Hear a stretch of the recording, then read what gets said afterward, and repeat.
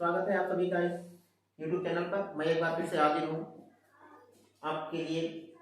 कक्षा 10 का मैथ्स जो निर्देशांक ज्यामिति चल रहा था, अगला वीडियो बनाने जा रहा हूँ जो इम्पोर्टेंट है क्वेश्चन एग्जाम की दृष्टि से।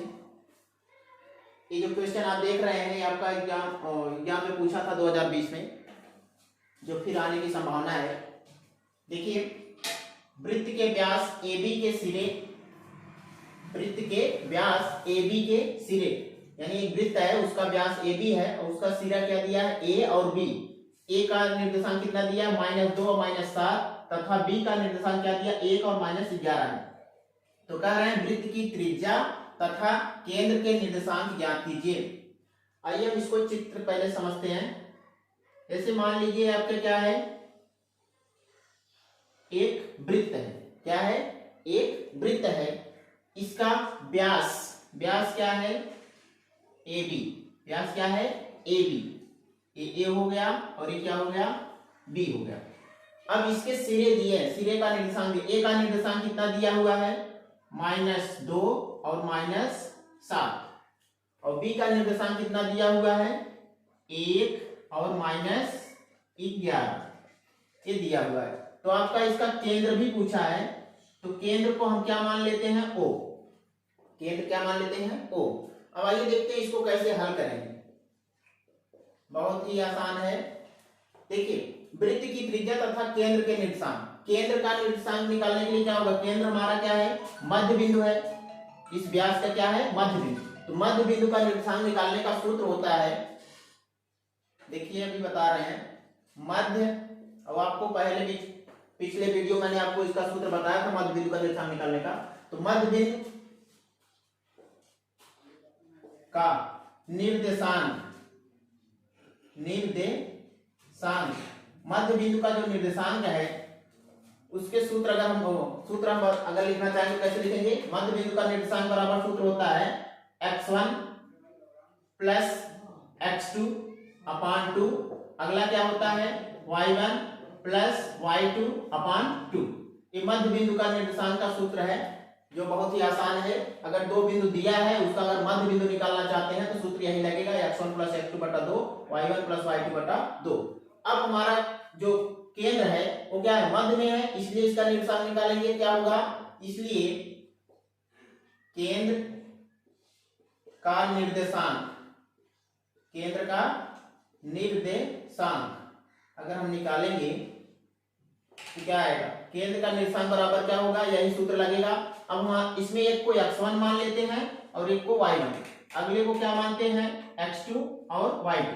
x1 जहां है वहां पे क्या रखेंगे -2 प्लस x2 जहां है वहां पे क्या रखेंगे 1, क्योंकि x2 का मान क्या है 1, नीचे बटे 2 लगाइए।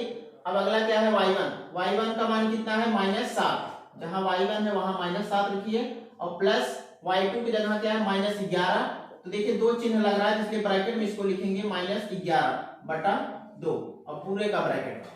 अब इसको हल करिए, -2 प्लस -2 है और एक क्या है +1 है, तो इसमें से एक निकल जाएगा क्योंकि अलग अलग चिन्ह रहता है तो क्या होता है घट जाता है। -2 में से एक निकल गया, कितना बचा -1, और नीचे कितना बचा 2। अब ऐसे इसमें अगर हम हल करेंगे प्लस गुणे माइनस करेंगे तो माइनस आएगा, और माइनस ये भी है, दोनों माइनस माइनस से जुड़ जाएंगे। 11 7 कितना हो जाएगा -18, और नीचे कितना है 2। अब इसको और अगर हल करना है तो -1 बटा 2 ऐसे उतर आएगा, और इसको अगर कैंसिल करेंगे 2 का 9 2 9 18, कितना आएगा -9। ये आपका क्या आ गया केंद्र का निर्देशांक। अब बचा क्या निकालने के लिए, वृत्त की त्रिज्या। इसमें दो चीज पूछा है, एक वृत्त की त्रिज्या पूछा है और एक वृत्त का केंद्र। तो वृत्त की त्रिज्या का निकालेंगे। अब हमें केंद्र मालूम हो गया, केंद्र हमारा क्या है -1 बटा 2, और अगला क्या है -9, ये हमारा केंद्र है। अब हमें त्रिज्या निकालना। त्रिज्या कौन होता है, केंद्र से परिधि तक की दूरी। केंद्र हमारा ये है, परिधि ए है, केंद्र से परिधि तक की दूरी अगर हम निकालेंगे तो वही हमारी त्रिज्या होगी। इसलिए त्रिज्या, त्रिज्या अगर निकालेंगे तो OB के बीच की दूरी, OB के बीच की दूरी, OB की दूरी। अब इसी में सूत्र लगा दे। दूरी का सूत्र क्या होता है x2 माइनस x1 का whole square plus y2 minus y1 का होल स्क्वायर। अब इसी में मान रख देना है। देखिए चाहे इधर निकाल लीजिए चाहे इधर निकाल लीजिए, दोनों सेम है, तो हम इधर करते हैं, निकाल लेते हैं। अगर इसके बीच की दूरी निकालेंगे तो इसको ये क्या माने x1 और इसको y1, अगला क्या होगा x2 और y2। तो अब इसी में मान रख दीजिए। x2 का मान कितना है 1, तो 1 रखिए, माइनस x1 का मान कितना है -1/2। अब माइनस इसमें पहले से ही है, तो माइनस माइनस गुणा करेंगे क्या होगा, प्लस होगा। यहाँ कितना हो जाएगा 1/2 का होल स्क्वायर प्लस।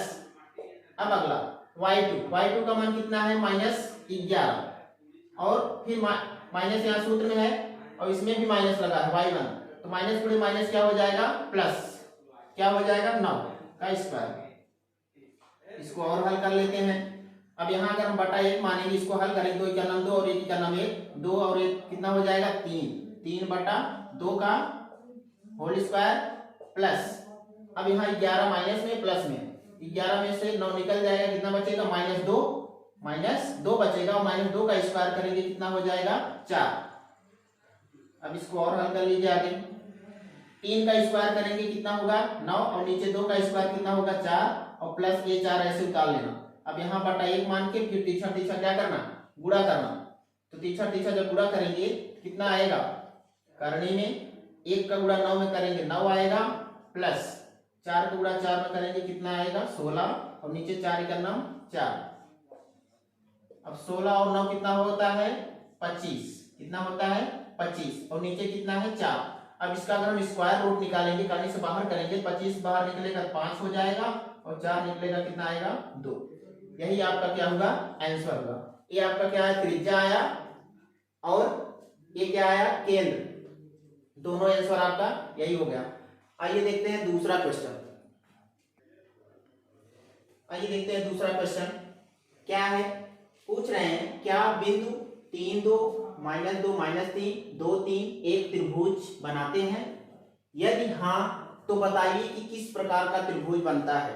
यानी आपको 3 बिंदु दिए हैं, यानी त्रिभुज के तीनों शीर्षों के निर्देशांक दिए हैं। अब आपसे पूछ रहा है कि यह किस प्रकार का त्रिभुज बनता है। तो आइए देखते हैं कैसे पता चलेगा, इसका हल कैसे करना है। हम मान लेते हैं 3 बिंदु कौन कौन है, तो माना 3 बिंदु, एक ए मान लीजिए पहले वाले को, क्या है 3 और 2। अगला क्या है, अगले को बी मान लीजिए -2 और -3, तथा अगला वाला क्या मान लीजिए सी 2, 3।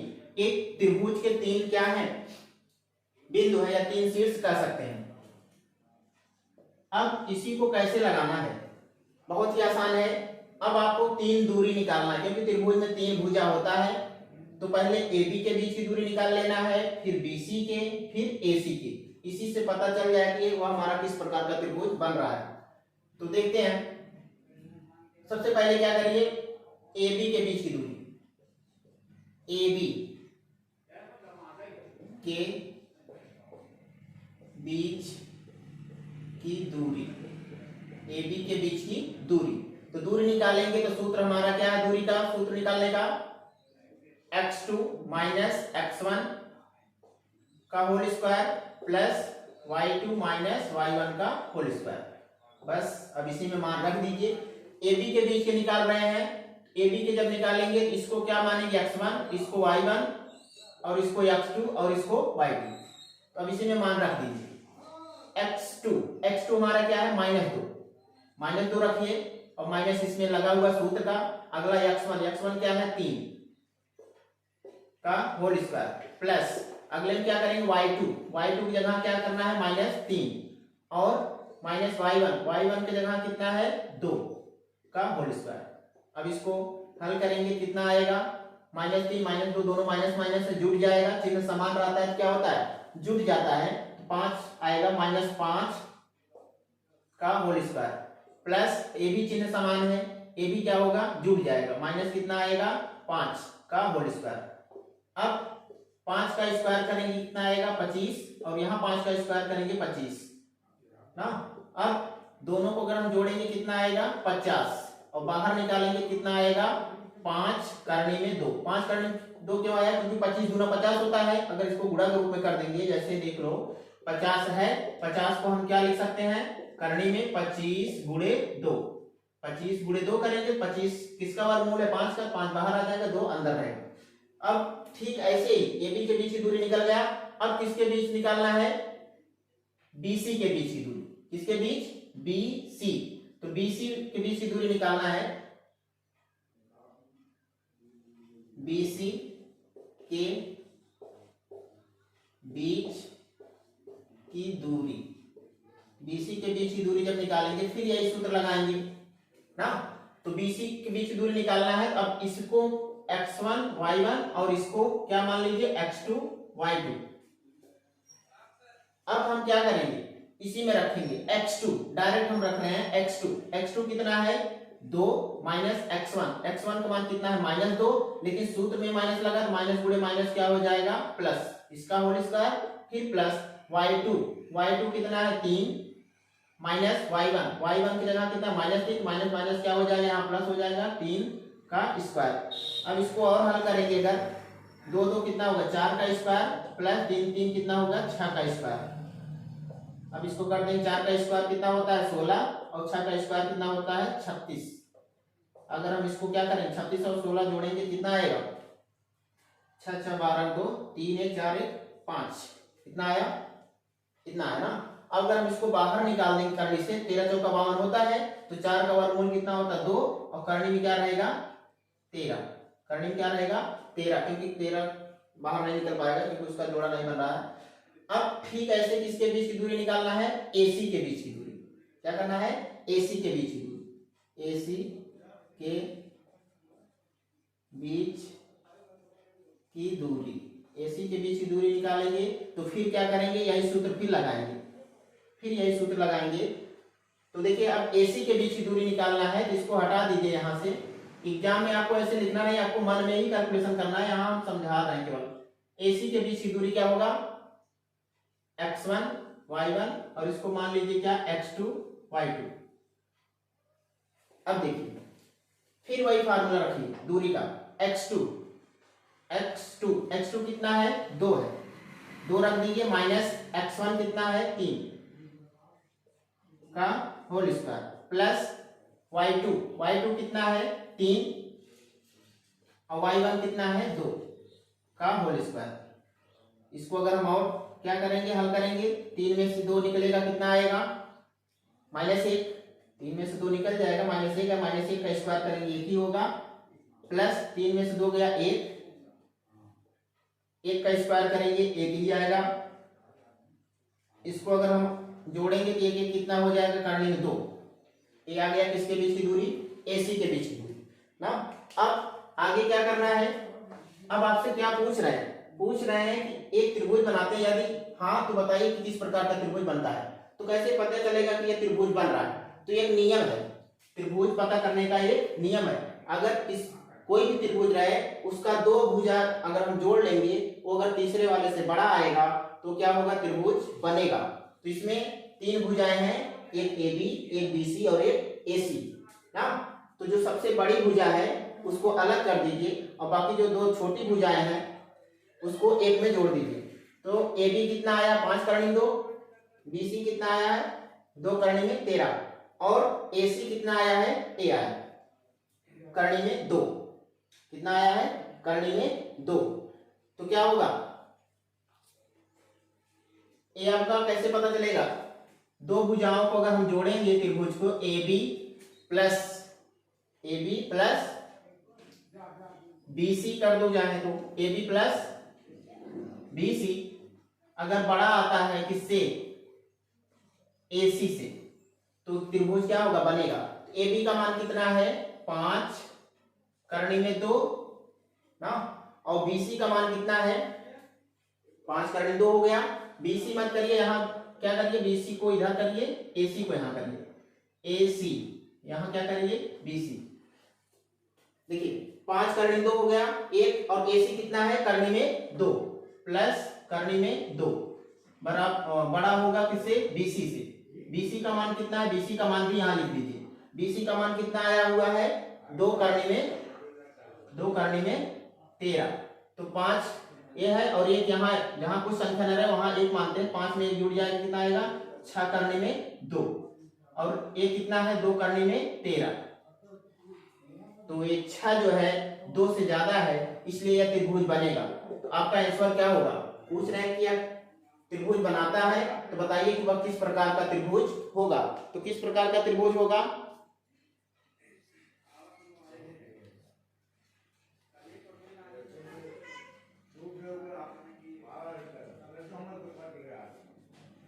यह क्या होगा, एक समकोण त्रिभुज होगा।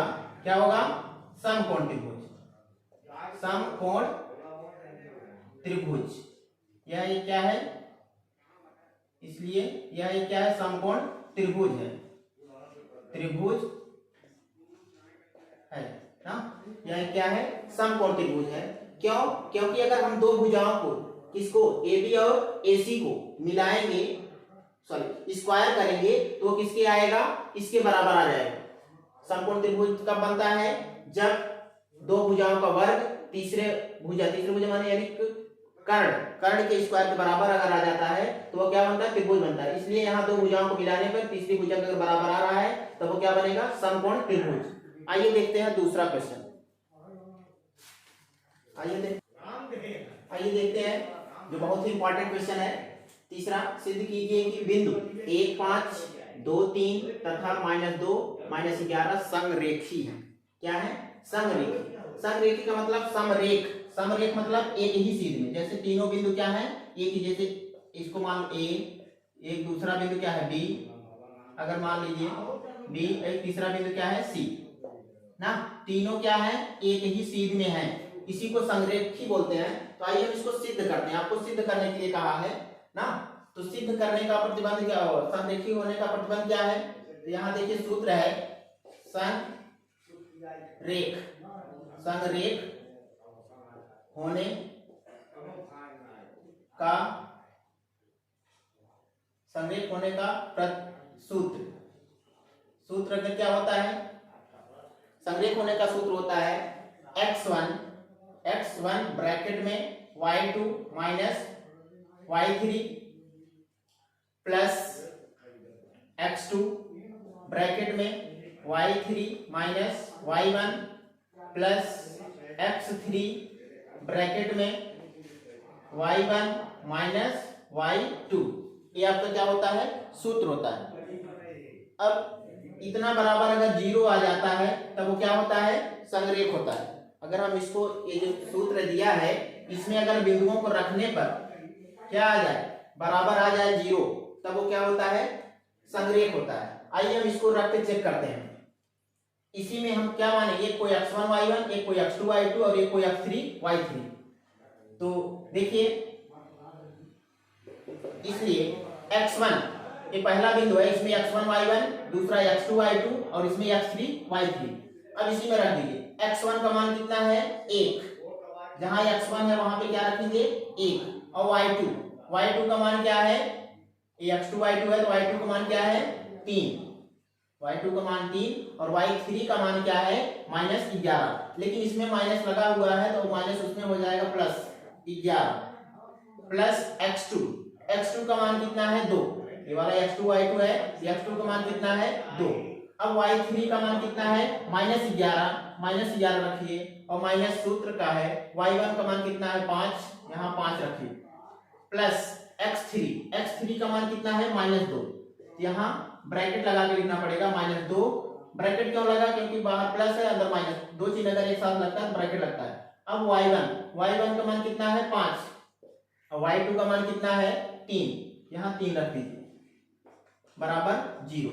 अब इसी को हल कर दीजिए, हल करेंगे क्या आएगा, 1, अब 3 और 11 प्लस है, जुड़ जाएंगे, इसके बीच गुणा का चिन्ह, गुणा लगा दिए, 11 3 कितना हो गया, 14 प्लस 2 गुणे, ये दोनों माइनस माइनस से जुड़ जाएंगे, कितना आएगा, -11 और 5 कितना हो जाएगा, 16। फिर यहाँ देखिए प्लस गुणे माइनस है तो -2, और यहाँ ब्रैकेट 3, 5 में 3 निकल गया, कितना बचा, 2। और इधर बराबर क्या उतार लीजिए 0। अब 14 में 1 का गुणा करेंगे कितना आएगा 14। अब यहाँ 2 का गुणा 16 में करेंगे 32, लेकिन यहाँ प्लस है माइनस, प्लस गुणे माइनस क्या आएगा माइनस, तो कितना आएगा माइनस 32, 16 दूना 32, और ये कितना है माइनस 2 दूना 4, 2 दूना 4, माइनस में आएगा 2 दूना 4 ना। अब इसको अगर हम क्या करेंगे हल करेंगे, बराबर कितना आना चाहिए 0, बराबर कितना आना चाहिए 0।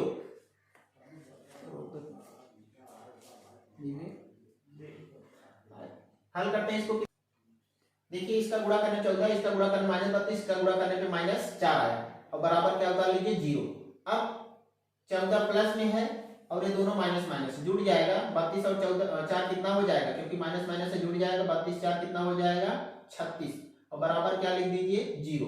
अब 36 में से 14 निकाल दिए, 6 में से 4 गया 2, और 3 में से गया 2, माइनस 22 आया, बराबर 0। अब देखो बराबर नहीं है, क्योंकि हमें बराबर क्या लाना था 0, और जबकि 0 नहीं आया ना। अगर 0 आ गया होता तब ये संरेखी होता, लेकिन बराबर नहीं आया इसलिए संरेखी नहीं है। आपका आंसर क्या होगा, इसलिए बिंदु संरेखी